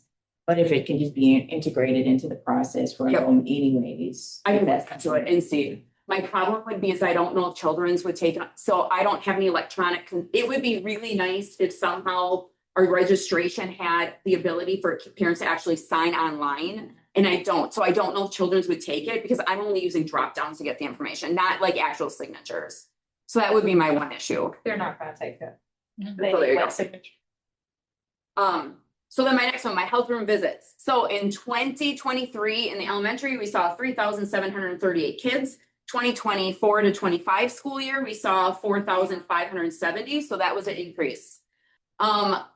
Last year, I had 15 students who were required to take medication on a daily basis, which equated to 25 doses a day. The reason why that number is higher, I do a lot with our asthmatics. I am so pro making sure these kids are treated before I have an issue. So I schedule, if I feel the child is younger and they're having asthmatic problems based on my doctor orders, I will order an inhaler 15 minutes before gym, 15 minutes before recess to make sure. If a parent calls me and says, hey, Sarah, my son is having asthma issues and they have a cold, based on the doctor's orders, I'm automatically, if mom says I give the inhaler at 8, I automatically order it at noon to ensure the kid is getting the dose, to ensure they're staying in school and I'm not sending them home. So a lot of my orders are me preemptively dealing with our asthmatics so that I'm not sending them home. I don't want someone in crisis. How many age do you have? I have one in each school. Question for Yeah. you, because it shows us visits for the first couple of years and then it goes to students. So are we about the same? Are we more visits now? This year, Yeah.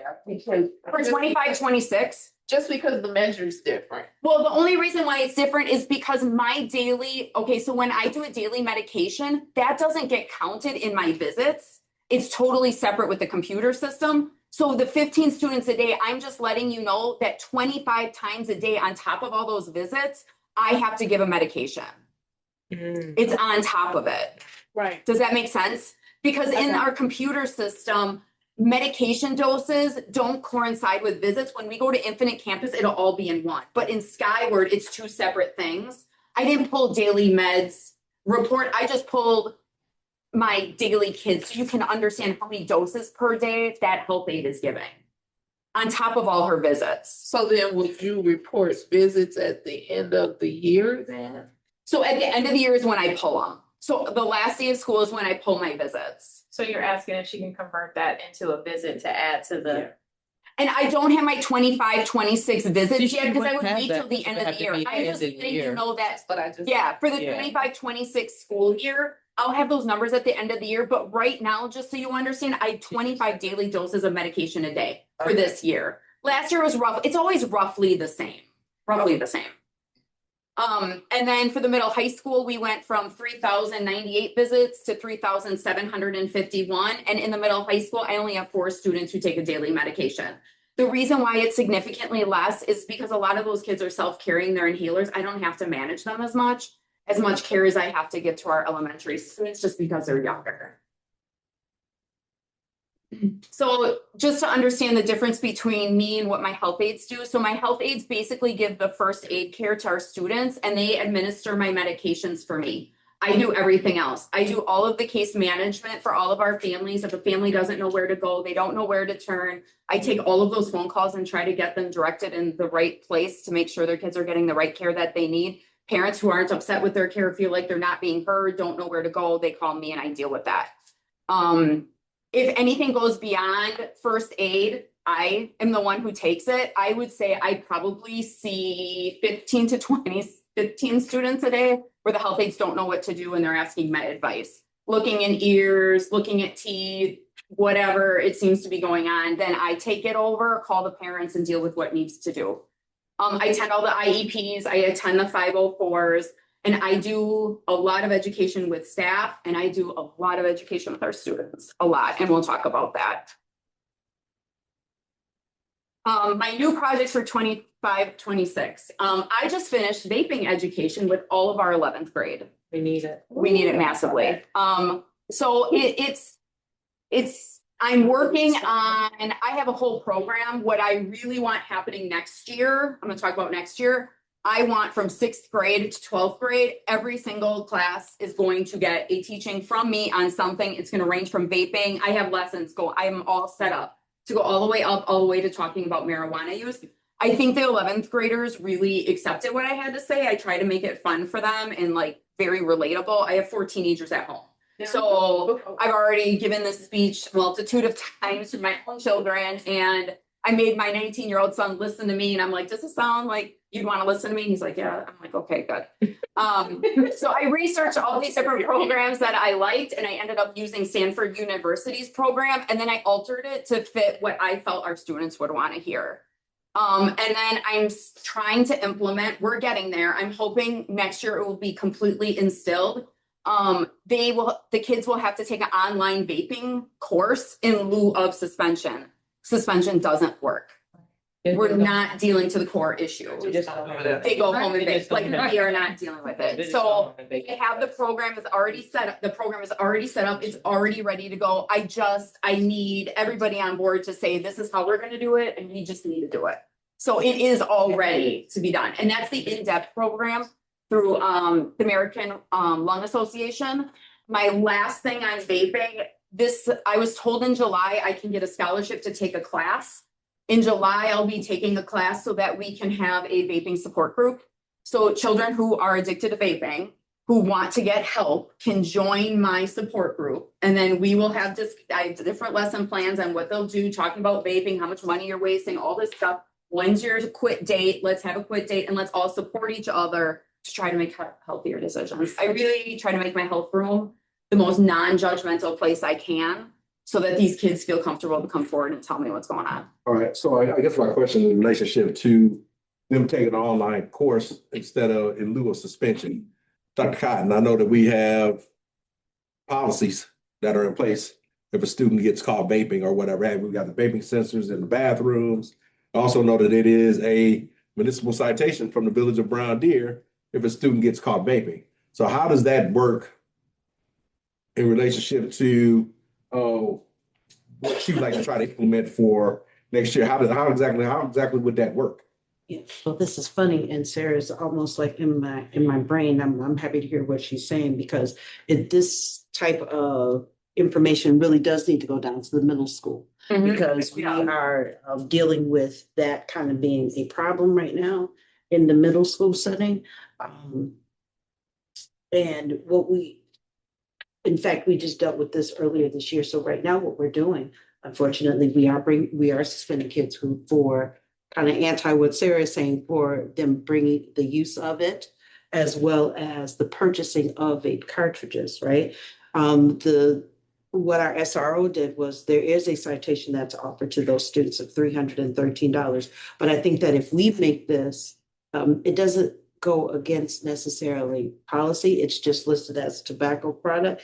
But remember, there's a range in that as well, anywhere from 1 to a 3, meaning just having a conversation with the student as far as taking them to like a pre-expulsion. So there's a range. So if we institute something like this, that's us taking control of it, acknowledging, but also taking control of what we want to see here within the district. Well, I guess my other piece of that thing is by law, they're not old enough to be able to have it in the first place. Correct, they're not. So I'm just trying to make sure that I know that we want to do right by the kids and be able to try to do the educate thing or whatever have you, but we've got laws and policies that are in place that we need to follow. And if we're not going to follow those policies or whatever, then that means we need to amend them. See, because what I don't want to have happen is this kid goes to this class, this kid gets suspended and gets the municipal citation.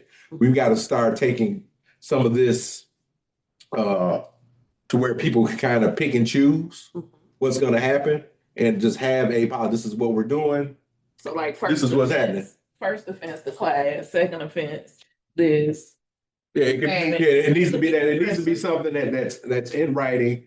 And I guess the other piece too is making sure as a district we're not getting ourselves in trouble, because if this kid gets caught with a vape and is not old enough to have a vape in the first place, are we kind of breaking the law by not reporting it? But I think that. Because that's the reason why we got the vape things in the bathrooms and everything else like that. So But I think right now, vaping is so pervasive. For right now, from my vantage point, it is so normal. it's like smoking Right cigarettes. now. Like smoking cigarettes back in the So day. let's just talk about how normal it is for young people to vape. And the fact of the matter is, if we don't get young people to begin to understand that the vaping, to the degree that they're doing it, is killing them more than a pack of cigarettes, the whole health aspect of it is killing them faster than one pack of cigarettes would, right? Like, I just think that we've got to figure out a balance to this, because we can do all what you're saying, Todd, but I think it's a bigger issue than that, right? Like, because they are getting vapes like candy. But that's a societal thing Right. or whatever. Thank you. What I wanted to say is I just wanted to make sure that we don't get ourselves in trouble as a district with these kids having this, and we say we're not reporting on however this whole thing works, or the suspension pieces and stuff. We do report it, because in the incidents that we've had just this week, our SRO was all in it. So that's why we know that there were citations that were given to the children that were. So they just wouldn't get suspended. They would go to the class for the first. Class instead of. And they would still get the citation. I mean, and in my opinion. All right, so they would. In my opinion, it should be, in my opinion, it should be an in-school suspension. Yeah. Because you should be sitting in that school Right. doing this class. Yeah. But we don't Then have I a get home, into they're vaping. Right. They're on the way walking out the door. They're vaping Not- out too. And they're putting more than just nicotine Mhm. in And those those- vapes, because we've had, I mean, I don't know about here, but Right. we've had kids where they've had to call the paramedics from what they're, what's From in what they're that just- vape. And so Yeah. I think for preventative, the best thing, and even tier 1, is education. You have to educate Because suspending them, like, I believe is not going to be effective. So I think this is a great program now, how Dr. Cotton integrates it in or whatever resources, maybe it's the class and yep, get the ticket, but we're gonna offer community service and part of that could be going to Sarah's, circle. So not only are you taking the class, but you're also meeting in that space. Mandatory or go ahead and go home, but if it happens again, then you're at a expulsion. All right, Mr. Ramos and then Dr. Glass. I think both of you guys raise your hands. Yeah, I think, he said Ms. Ramos first. Oh, wait. Good waiting. No excuse to use, yeah, please. Going back to when you were talking about policy and law, I think as Dr. Cotton mentioned, we have those levels. A student will still receive a ticket, right? That's not something that we will negotiate on. You will receive the ticket, just like if they are fighting, they receive the disorderly conduct ticket. But at this point, we're going back to what Sharonda's saying. We're educating. We have to instill that education for our students, and now we're seeing it happening at a younger age. As far as the discipline in our policies and the law, we will ensure that parents understand they will still receive a ticket, a citation. Like Sharonda says, they go to courts. They know they're enrolled in a program. They know that they're in a class. That ticket may be dismissed or lowered, but we will go within what our levels are. First time, maybe Quentin got caught the first time. Got put in the class, and now he's like, I'm not doing this again. But maybe Miss Macon needs it twice, right? But the ticket, I think that is a serious offense, and we need to start showing students that their actions can cause something a little bit more serious. SRO is involved and you receive a ticket. That's not something that's a non-negotiable you will receive. Yeah, that citation was over $300. It's $313, I think, and 50 cents. That's all good. Yeah, and I also want to add, in addition to what has already been posited, that the other thing that we have to look at is sharing it, right? So even if it's the first time, but Erica chooses to share it with Paul, Mr. Paul, then for some districts, like that's an automatic expulsion. That's like disinfection now. Because they shared it with the minor. Is it for our district? Is it an automatic expulsion for our district? Maybe that is left up to us. I mean, that's still kind of like on the lines of pornography where kids don't understand that. Picture is an offense, just passing it. And so I think that's one of the things that as education, the legal aspects of it too, kids have to know, especially, you're 17-year-old, now you're really close to an adult. You could be an adult. And so So question, I guess, guys, you know what? She still need to continue her presentation. I think that we will be talking about this for now until eternity. What I would like to have happen is if you could potentially, I'd already talked to Dr. Cotton about looking at our policies, procedures. If you guys can all work together to kind of figure something out, including you two. All right. All right, yeah. Everybody in the sandbox. But if you guys kind of put something together for us or whatever, and it's not got to be the next board meeting, but I'd like to be able to try to have something that we can discuss and potentially approve for before the 26-27 school year starts. So that'd be something that'd be part of our handbook, it'd be part of our parent handbook and our student handbook and everything else like that. If we can have something in place that the board would approve, being able to move forward, because like I said before, this is more of a societal thing or whatever have you. I think that we could talk through it blue in the face on this one, and I think that potentially maybe we might need to speak to some other districts as well too about kind of potentially what are they doing in relation to this, because this is just not just a Brown Deer thing. This is again societal and stuff. So if we could just go ahead and do that, and you guys can work on that part, and then we can let you go ahead and continue with your presentation. So my other new projects for 25-26, I worked with my medical director and we now have emergency inhalers at both of the buildings. Basically, I created a plan for the health aides. They are the only ones who can administer it, or me. Basically, they look at the student and they have a flow chart of symptoms based on what they see determines on how much that they give that child. Anything happens in this district, they're calling me. So most of the time it's me giving it anyway. And then this year we have already used the stock inhaler 10 times at the middle high school and 1 time at the elementary. The reason why it gets used more at the middle high school is a lot of these kids are self-carrying inhalers and don't have their inhaler. And they don't have the paperwork that I need. So this is a really good backup. So I'm not sending them home. I'm keeping them in school and I'm treating them and trying to get the parents to give me what I need. Stock medication, I implemented this in the middle high school this year. We now stock ibuprofen, Tylenol, and Benadryl. The parents get the approval during registration. They just do a simple drop down. Can your child have Tylenol? Yes or no. Ibuprofen? Yes or no. Benadryl? Yes or no.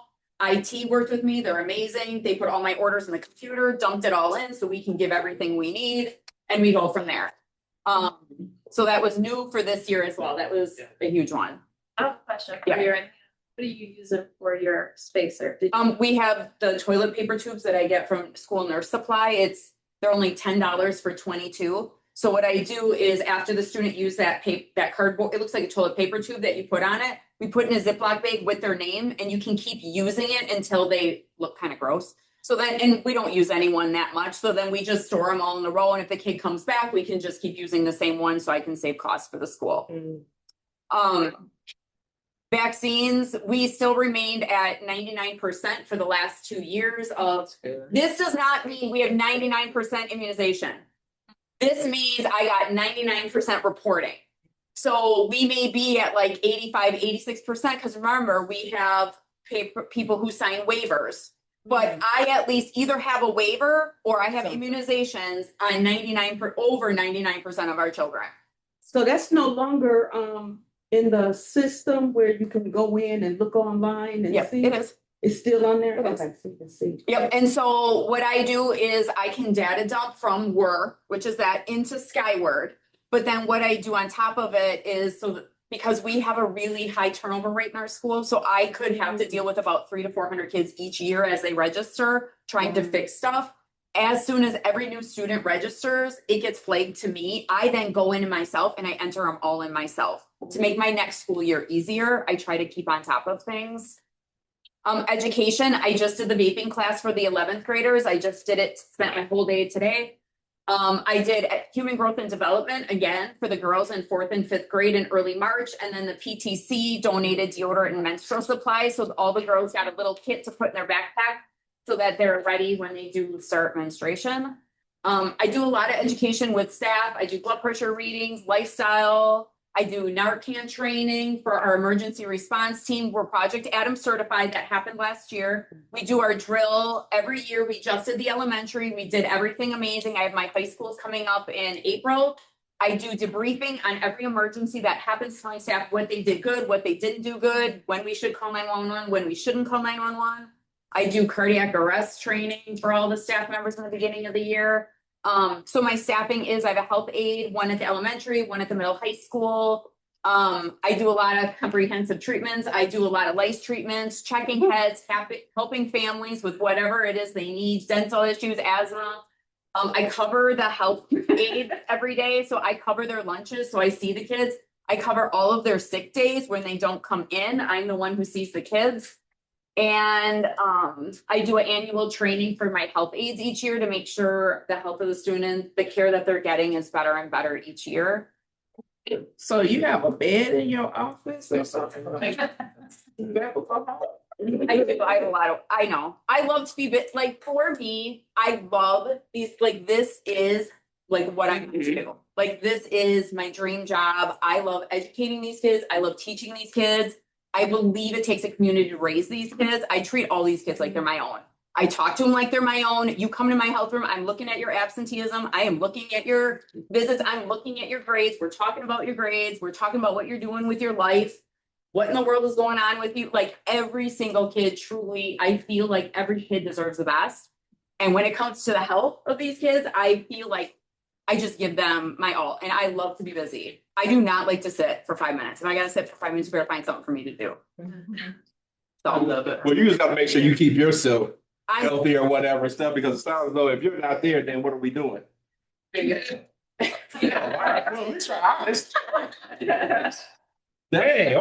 fine. You know, so you everything.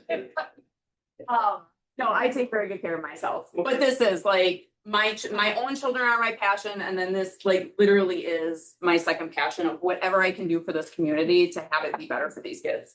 Thank you. Yeah. Thank It is. All right, any questions outside of kudos on the presentation and all of the great work that you're doing? Any other questions or comments that that you have for our nurse, our district nurse? Thank you for presenting this. Was excellent. Great presentation. Yes. And I gotta say, Dr. Cotton made it beautiful, so we gotta say, Dr. Cotton, thank you for the pictures, because nurses are not good at that, so what she did for me was amazing. All right, good job. All right, thank you so much. Appreciate it. All right, let's go on to our item J, approval of the 26-27 board calendar. I know that we kind of went through this thing 2 times now. Do we need to go through it a third? Anybody see any other places where we potentially may need to make some changes?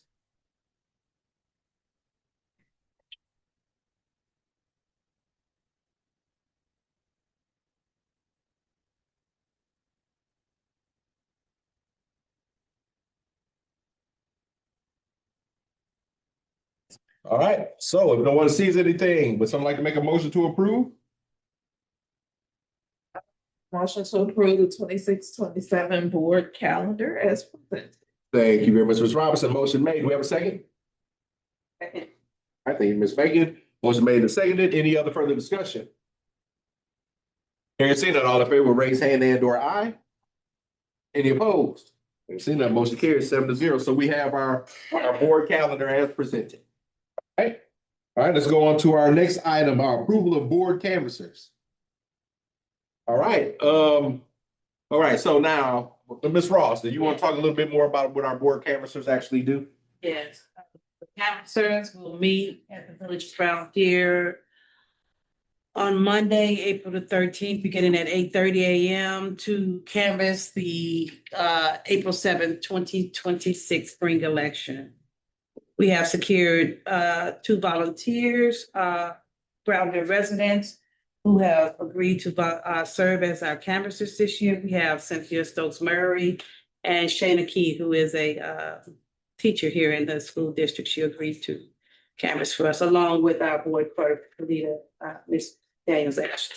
All right, and Anisha is like, well, she couldn't do it this time or something because I'm running. Yes. So yeah, my wife did it last year, so she was like, "Oh, I lucked out." and to the ear of to the ire of Felita. Yeah. But yeah, okay. With that being said, would someone like to make a motion? I'll make a motion to approve Shayna Key and Cynthia Stokes Murray, Kalita Daniels Ashley as the school district of Brown Deer Board of Canvassers for the upcoming April 7th, 2026 spring election as presented. Thank you very much, Ms. Robinson. Motion made. Do we have a second?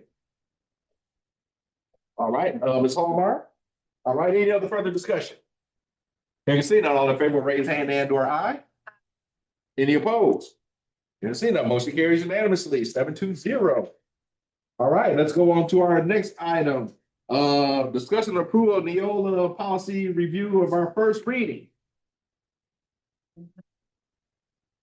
Policies that are before you. That we have, Ms. Ross and I have met with Neola in order to, as well as Ms. Turner, as well as Mr. Paul. There were some policies that we all had to review. So this is the first blush for your reading further.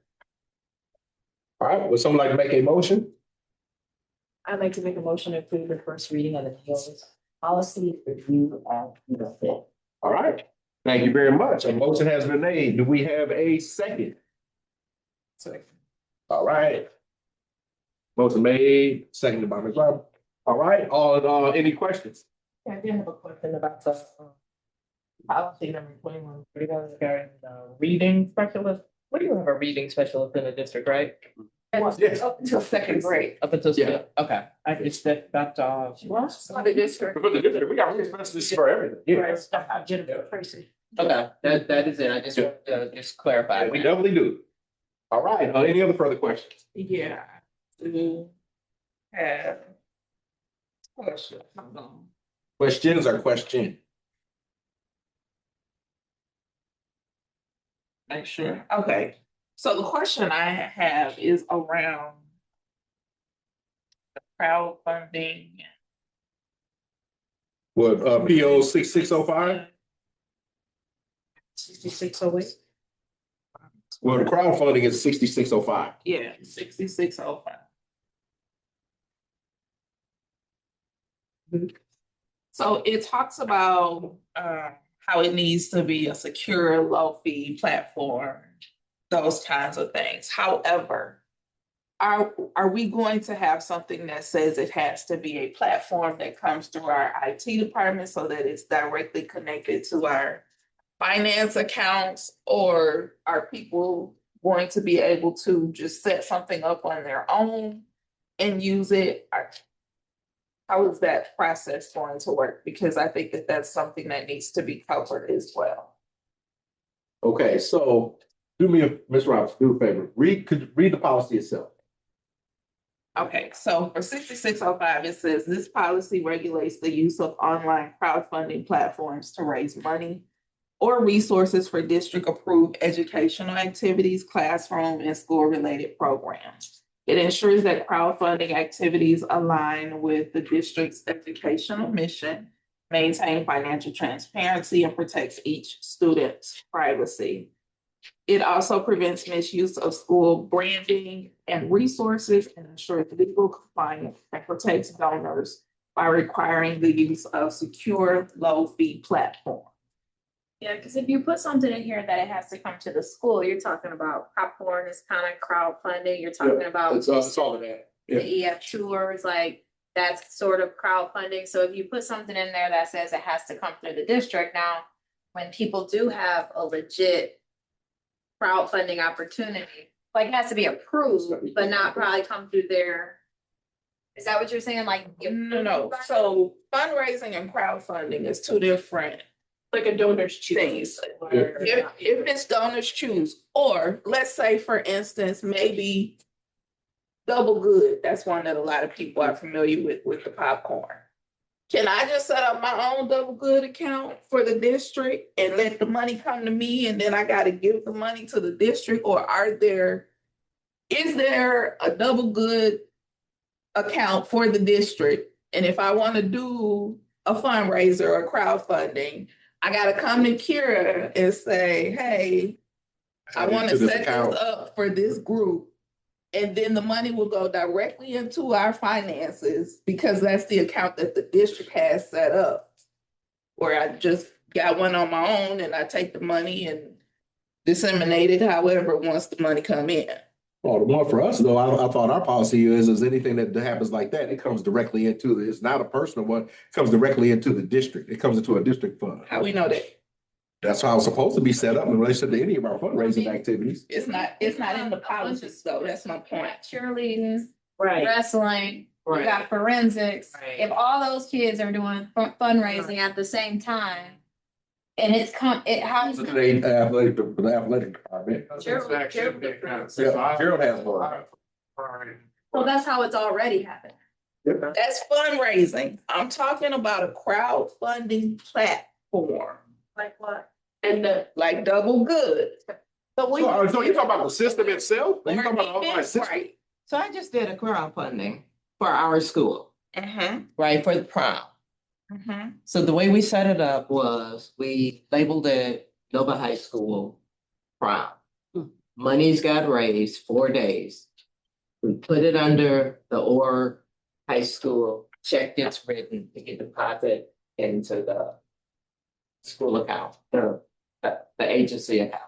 But a lot of these platforms don't write checks anymore. It's a direct deposit into an account. Well, Which is why I'm saying, is it going to have to come into a district account? Or do I just, if I'm doing one for one of these groups, do I just have my own thing set up and then I gotta write a check to the district? no, they asked me. Not all the platforms are like that, Felita.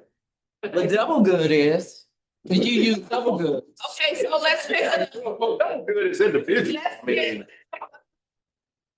I just use that as an example because a lot of people know what double good is. Okay. But I'm saying, nothing like that is specified in a policy. And it should be. So if I decide that I'm gonna do this fundraiser for the school, and then I do the money however I do it, How do we know that you gave us all the money? how do we know? Right. I 100% understand where you're coming from. But you raised a really good issue because double good, no money got exchanged. Right. So we never touched money. When no funds ever transpired.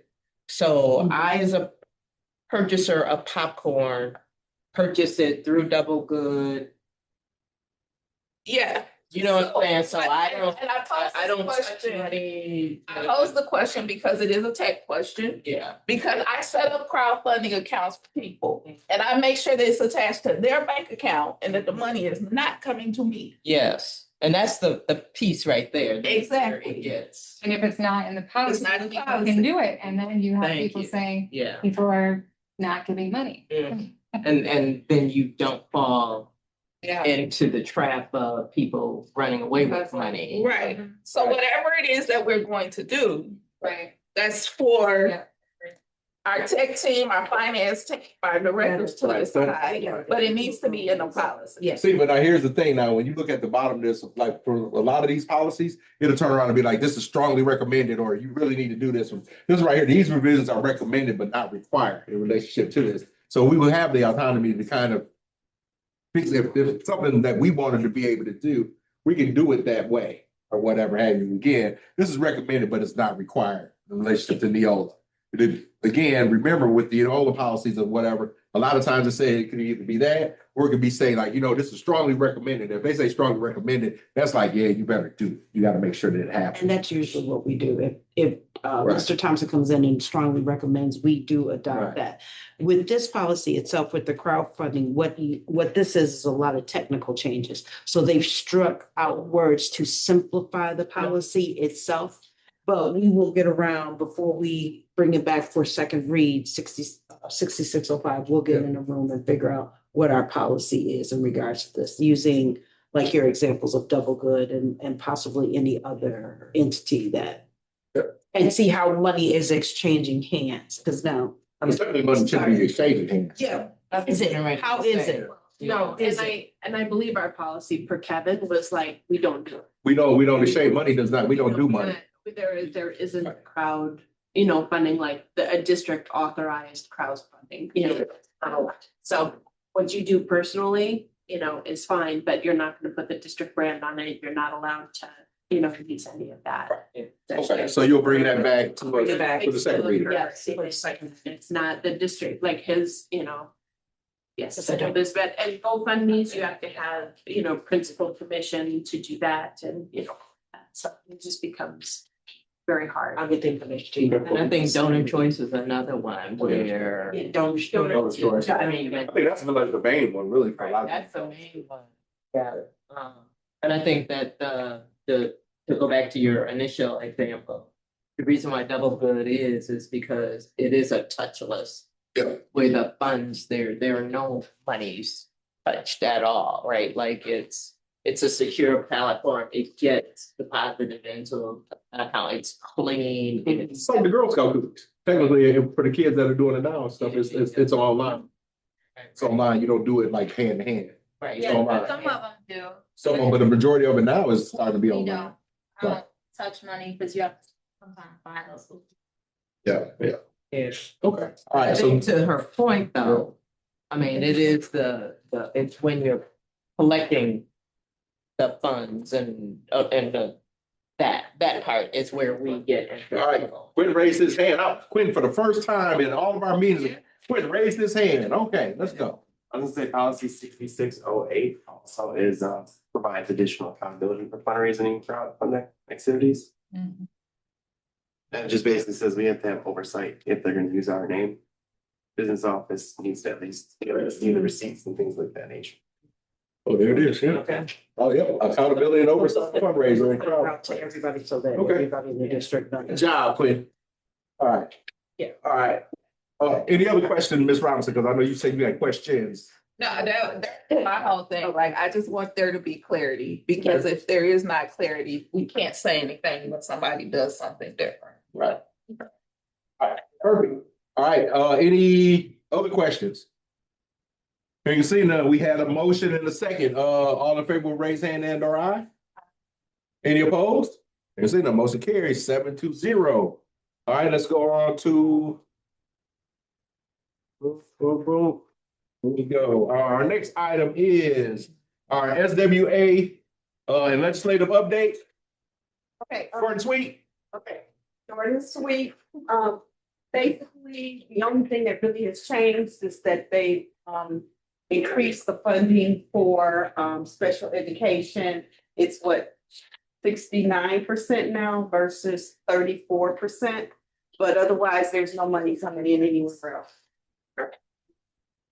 But I have been sending reports to you guys, so if you want to dig a little deeper, you can kind of, read. Yes, and then thank you very much for sending us that information, and we can just take it out, check it out for ourselves as well, too, if there are any other questions. All right, WASB update.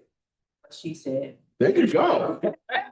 Shorter and sweeter than that. Okay, thank you very much as well. And then Parks and Rec, there is no report. I reported on it the last meeting, so there is no report. The next meeting, we'll wait till the next meeting.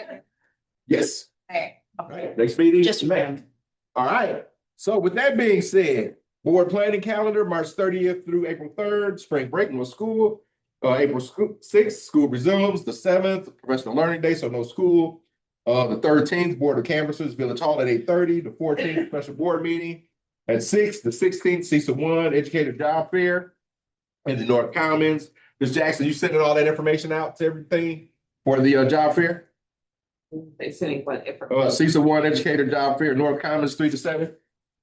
to the community? It's already been being promoted. Yeah. Okay, I'm just saying, is there anything else, like, because I know we're looking for teachers and stuff like that, so are we gonna have a booth there ourselves? Okay, cool, that's what I'm just asking. Oh, okay, and then on the April 28th, our regular board meeting is at 6 o'clock. All right, with that being said, would someone like to do number 8? I would like to make a motion to adjourn. All right, thank you very much. A motion has been made by Ms. Holmar. Do we have a second? I second to make a motion to adjourn.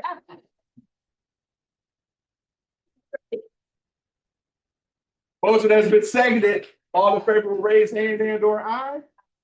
Any opposed? All right, thank you. Nancy, I close the meeting at 8 p.m. Thank you very much. Enjoy the remainder of your evening and have a wonderful week. She's over there shaking when she couldn't do it.